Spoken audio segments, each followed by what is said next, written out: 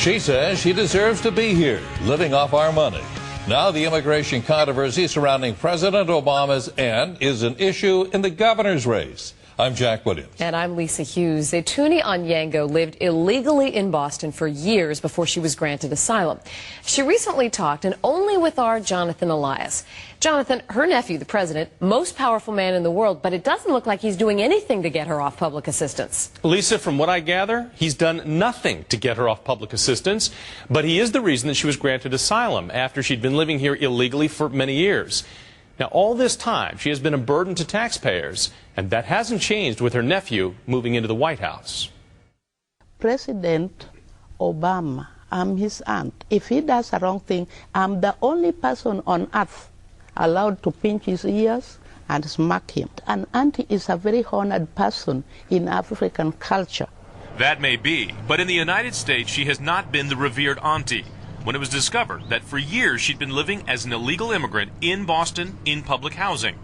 Then candidate Barack Obama was having to answer some tough questions about his Auntie Zaytouni. Would you support her being deported to Kenya?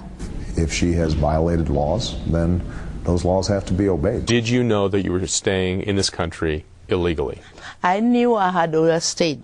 Zaytouni Onyango knew she wasn't supposed to be in the United States, yet she was. It's a great country. It's nice to live here. You can do whatever you want when you're here. And she has. 2005, she was there when her nephew was sworn in as a U.S. Senator. 2009, she was there when Barack Obama was sworn in as President of the United States. All while her status was that of an illegal immigrant who'd been asked twice to leave the country. What does the United States owe you? Nothing. And I owe them nothing. But it's given you so much. So? It's a free country under God. Not exactly free. Zaytouni has been costing Massachusetts taxpayers thousands of dollars between her housing and her disability checks. But she doesn't see it that way. This country is owned by Almighty God, and you people are the people who are preaching Jesus Christ, Almighty God, and all the rest of it. You are here to help people, help the poor, help other countries, and take care of women. That's what the United States is supposed to do. And you have to give me my right like any other person's right. She says her relationship with her nephew is close, but she says she's not been invited to the White House. I don't have any business in Washington, D.C., in the White House. I don't have. Why should I? Jesus, don't I have any other things to do? She says President Obama has not helped in her fight to gain asylum, nor has he stepped in to help financially to get her off public assistance. I'm not the president's obligation. But having the president as her nephew has helped. In her most recent request for asylum, the same judge that 6 years ago ordered her out of the country granted her asylum. The reason for the change?